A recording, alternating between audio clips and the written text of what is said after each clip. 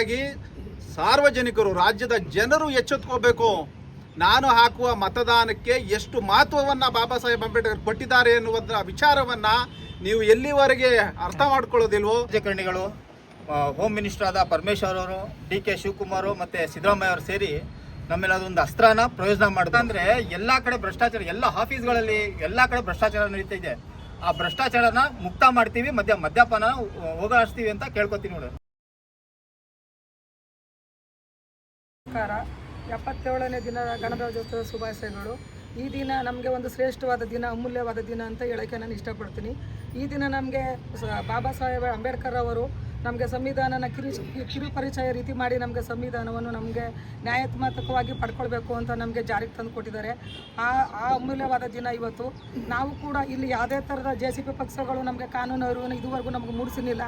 ನಾವು ಗಂಡ ಮನೆ ಮಕ್ಕಳು ಎಂದು ಮನೆಯಲ್ಲಿ ನಾವು ಮೂಲೆಗಲ್ಲ ಕೂತಿದ್ದಂಥ ದಿನಗಳಲ್ಲಿ KRS ಪಕ್ಷ ಇದರ ಸಂಸ್ಥಾಪಕರಾದ ರವಿಕೃಷ್ಣ ರೆಡ್ಡಿ ಸರ್ ಅವರು ನಮಗೆ ಹೆಣ್ಮಕ್ಳು ಏನು ಅನ್ನೋದನ್ನು ನಾವು ಆದಿ ಬೀದಿಯಲ್ಲಿ ಬಂದು ನಾವು ಹೋರಾಟ ಮಾಡಿ ನಮ್ಮ ಮೂಲಭೂತ ಸೌಕರ್ಯಗಳನ್ನ ಪಡ್ಕೋಬೋದು ನಾವು ಸಂವಿಧಾನಾತ್ಮಕವಾಗಿ ಅಂತ ನಮಗೆ ತೋರಿಸ್ಕೊಟ್ಟಂಥ ನಮ್ಮ KRS ಪಕ್ಷಕ್ಕೂ ಹಾಗೂ ಬಾಬಾ ಸಾಹೇಬ್ ಅಂಬೇಡ್ಕರ್ ಅವರನ್ನು ಸ್ಮರಿಸುತ್ತಾ ನಾನು ರವಿಕೃಷ್ಣ ರೆಡ್ಡಿ ಸರ್ಗೆ ಈ ಸಮಯದಲ್ಲಿ ವಂದನೆಗಳನ್ನು ಸಲ್ಲಿಸಕ್ಕೆ ಇಷ್ಟಪಡ್ತೀನಿ. ಅಧ್ಯಕ್ಷರಿಗೂ ಕೂಡ ಧನ್ಯವಾದಗಳು. ಈಗ ನಮ್ಮ ಮೈಸೂರು ನಗರದ ಜಿಲ್ಲಾ ಕಾರ್ಯದರ್ಶಿ ಒಂದೆರಡು ಕುರಿತು ಮಾತನಾಡಿ ಅಂತ ಕೇಳ್ತೀನಿ. ನಮಸ್ಕಾರ ಬಂಧುಗಳೇ. ಇವತ್ತು ಒಂದು ವಿಶೇಷವಾದಂತಹ ಒಂದು ಹಬ್ಬ. ಪ್ರಜಾತಂತ್ರ ವ್ಯವಸ್ಥೆಯಲ್ಲಿ ಪ್ರಜೆಗಳೇ ರಾಜರು, ರಾಜರ ಆಳ್ವಿಕೆ ಹೋಗಿ ಪ್ರಜೆಗಳ ಆಳ್ವಿಕೆ ಅಂದರೆ ಯಾರನ್ನು ನಾವು ಆಯ್ಕೆ ಮಾಡಬೇಕು, ಯಾವ ರೀತಿ ಆಯ್ಕೆ ಮಾಡಬೇಕು ಅನ್ನೋದನ್ನು ನಮ್ಮ ಸಂವಿಧಾನ ಬರೆದುಕೊಟ್ಟಂಥ ಬಾಬಾ ಸಾಹೇಬ್ ಅಂಬೇಡ್ಕರ್ ಬರೆದುಕೊಟ್ಟಂಥ ಸಂವಿಧಾನವನ್ನು ನಮ್ಮ ದೇಶಕ್ಕೆ ನಮಗೆ ನಾವೇ ಅರ್ಪಣೆಯನ್ನು ಮಾಡಿಕೊಂಡಂತಹ ಒಂದು ಪವಿತ್ರವಾದಂತಹ ದಿನ. 77 ವರ್ಷಗಳಾದರೂ ಸಂವಿಧಾನ ಬಂದು ಭಾರತಕ್ಕೆ ಇವತ್ತು ಬಡತನ ಹೋಗಿಲ್ಲ, ನಿರುದ್ಯೋಗ ಸಮಸ್ಯೆ ಹೋಗಿಲ್ಲ, ಎಲ್ಲಿ ನೋಡಿದ್ರಲ್ಲಿ ಭ್ರಷ್ಟಾಚಾರ ತಾಂಡವಾಡ್ತಿದೆ. ಕಾರಣ ಇದಕ್ಕೆ ವ್ಯವಸ್ಥೆ ಕಟ್ಕೊಂಡಿರೋದಕ್ಕೆ ಕಾರಣ ನಾವೇ ಇದಕ್ಕೆ ಎಲ್ಲ ಕಾರಣಕರ್ತರಾಗಿದ್ದೇವೆ. ಯಾಕೆಂದರೆ ರಾಜಕಾರಣಿಗಳು ನಾವು ಏನು ಅವರಿಗೆ ಮತವನ್ನು ಕೊಟ್ಟು ಅವ್ರನ್ನ ಒಂದು ಪ್ರಜಾಪ್ರಭುತ್ವದ ಅಡಿಯಲ್ಲಿ ಸಾರ್ವಜನಿಕರ ಕೆಲಸವನ್ನು ನೀವು ಮಾಡಿ ಪಾರದರ್ಶಕವಾಗಿ ಮಾಡಿ ಅಂತ ನಾವು ಆಯ್ಕೆ ಮಾಡಿ ಕಳಿಸಿದಂತಹ ಆ ವ್ಯಕ್ತಿಗಳು ಇವತ್ತು ಎಲ್ಲೋ ಕೂತ್ಕೊಂಡು ಬರೀ ಭ್ರಷ್ಟಾಚಾರ ಮಾಡೋದ್ರಲ್ಲಿ, ಯಾರ್ದೋ ಆಸ್ತಿಯನ್ನು ಲಪಟಾಯಿಸೋದ್ರಲ್ಲಿ ಮತ್ತು ನಿರಂತರವಾಗಿ ಕ್ರಿಮಿನಲ್ ಆ್ಯಕ್ಟಿವಿಟೀಸ್ಗಳನ್ನ ಮಾಡ್ತಾ ಇದ್ದಾರೆ ಇವತ್ತು ರಾಜ್ಯದಲ್ಲಿ. ಹಾಗಾಗಿ ಸಾರ್ವಜನಿಕರು, ರಾಜ್ಯದ ಜನರು ಎಚ್ಚೆತ್ತುಕೋಬೇಕು. ನಾನು ಹಾಕುವ ಮತದಾನಕ್ಕೆ ಎಷ್ಟು ಮಹತ್ವವನ್ನು ಬಾಬಾ ಸಾಹೇಬ್ ಅಂಬೇಡ್ಕರ್ ಕೊಟ್ಟಿದ್ದಾರೆ ಎನ್ನುವುದರ ವಿಚಾರವನ್ನು ನೀವು ಎಲ್ಲಿವರೆಗೆ ಅರ್ಥ ಮಾಡ್ಕೊಳ್ಳೋದಿಲ್ವೋ ಅಲ್ಲಿವರೆಗೂ ದೇಶದ ಸಮಸ್ಯೆ, ಈ ವ್ಯವಸ್ಥೆ ಇದೇ ರೀತಿ ನಡೀತದೆ. ಅದನ್ನೇ ಹೇಳಿರೋದು ಬಾಬಾ ಸಾಹೇಬ್ ಅಂಬೇಡ್ಕರ್.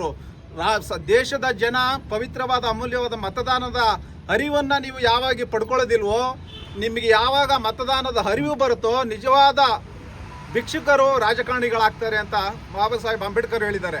ಹಾಗಾಗಿ ಈ ಒಂದು ನಾವು ಏನೋ ಒಂದು ಸಂಭ್ರಮದಲ್ಲಿ ಇದನ್ನು ವರ್ಷಕ್ಕೊಂದು ಸರಿ ಏನೋ ಗಣರಾಜ್ಯೋತ್ಸವ ಬತ್ತು ಅಂತೇಳಿ ಒಂದು 4 ಮಾತಾಡಿ ಮನೆಗೆ ಹೋಗುವಂಥದ್ದು ಅಲ್ಲ.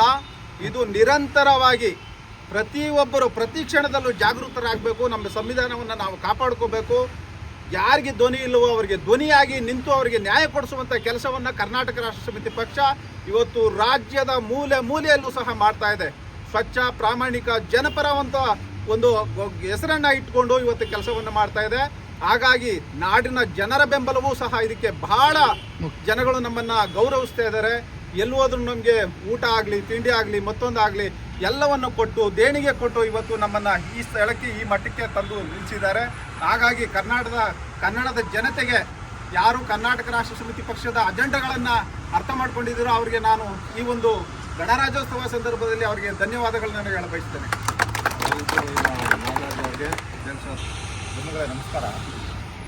77ನೇ ಗಣರಾಜ್ಯೋತ್ಸವ ಶುಭಾಶಯಗಳು ಎಲ್ಲರಿಗೂ ತಿಳಿಸ್ತಾ, ಇವತ್ತೇನು ಸಂವಿಧಾನನ ಇದಾಗಿದೆ, ನಮ್ಮ ಅಂಬೇಡ್ಕರ್ ಅವರು ಸಂವಿಧಾನ ಕೊಟ್ಟು 77 ವರ್ಷ ಆದರೂ ಅದ್ರ ಪ್ರಕಾರ ನಮ್ಮ ರಾಜಕಾರಣಿಗಳು ಯಾರೂ ನಡ್ಕೋತಾ ಇಲ್ಲ.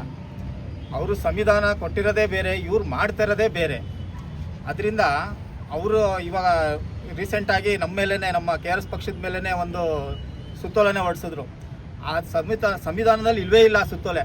ಆದರೂ ಈ ರಾಜಕಾರಣಿಗಳು, ಹೋಮ್ ಮಿನಿಸ್ಟರ್ ಆದ ಪರಮೇಶ್ವರ್ ಅವರು, DK ಶಿವಕುಮಾರ್ ಮತ್ತು ಸಿದ್ದರಾಮಯ್ಯ ಅವರು ಸೇರಿ ನಮ್ಮೇಲೆ ಅದೊಂದು ಅಸ್ತ್ರನ ಪ್ರಯೋಜನ ಮಾಡಿದ್ರು. ಬಟ್ ಆ ಅಸ್ತ್ರ ನಮ್ಮ ಮೇಲೆ ಪ್ರಯೋಜನ ಆಗಲ್ಲ. ಯಾಕಂದರೆ ನಾವು ಸಂವಿಧಾನಬದ್ಧವಾಗಿ ನಮ್ಮ KRS ಪಾರ್ಟಿಯವ್ರು ನಡ್ಕೋತಾ ಇದ್ದಾರೆ.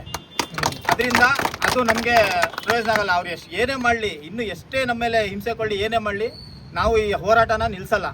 ನಾವು ಹೋರಾಡ್ತಾ ಇರೋದು ನಮ್ಮ ಮನೆಗೋಸ್ಕರ ಅಲ್ಲ, ನಾವು ಜನರಿಗೋಸ್ಕರ, ನಮ್ಮ ಕರ್ನಾಟಕಕ್ಕೋಸ್ಕರ ಓಡಾಡ್ತಾ ಇದ್ದೀವಿ.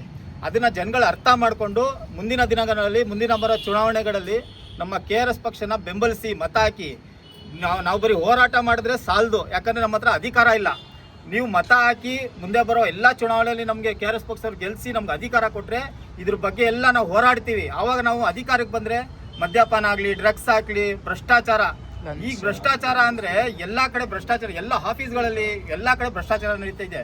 ಆ ಭ್ರಷ್ಟಾಚಾರನ ಮುಕ್ತ ಮಾಡ್ತೀವಿ, ಮದ್ಯಪಾನ ಹೋಗಲಾಡಿಸ್ತೀವಿ ಅಂತ ಕೇಳ್ಕೊತೀನಿ ನೋಡಿ. ನಮಸ್ಕಾರ. ಕಾರ್ಯಕ್ರಮದ ಯಶಸ್ವಿಗೆ ಕಾರಣಕರ್ತರಾದ ಎಲ್ಲರಿಗೂ ನಾನು ಮೈಸೂರು ಜಿಲ್ಲಾ ಸಮಿತಿ ವತಿಯಿಂದ ಧನ್ಯವಾದಗಳನ್ನು ಅರ್ಪಿಸ್ತಾ ಇದ್ದೀನಿ. KRS ಪಕ್ಷಕ್ಕೆ KRS ಪಕ್ಷಕ್ಕೆ KRS ಪಕ್ಷಕ್ಕೆ ಭ್ರಷ್ಟರೇ, ನಾಡ ಪ್ರೇಮಿಗಳೇ, ಬಸವಣ್ಣನವರ ಕಲ್ಯಾಣ ಕರ್ನಾಟಕ, ಕುವೆಂಪುರವರ ಸರ್ವೋದಯ ಕರ್ನಾಟಕ, ಲಂಚ ಮುಕ್ತ ಕರ್ನಾಟಕ, ಭ್ರಷ್ಟಾಚಾರ ಮುಕ್ತ ಕರ್ನಾಟಕ, ಕರ್ನಾಟಕ ರಾಷ್ಟ್ರ ಸಮಿತಿ ಪಕ್ಷಕ್ಕೆ, KRS ಪಕ್ಷಕ್ಕೆ, KRS ಪಕ್ಷಕ್ಕೆ, KRS ಪಕ್ಷದ ಸೈನಿಕರಿಗೆ, KRS ಪಕ್ಷದ ಸೈನಿಕರಿಗೆ, ಕರ್ನಾಟಕ ರಾಷ್ಟ್ರ ಸಮಿತಿ ಪಕ್ಷಕ್ಕೆ, ಕರ್ನಾಟಕ ರಾಷ್ಟ್ರ ಸಮಿತಿ ಪಕ್ಷಕ್ಕೆ.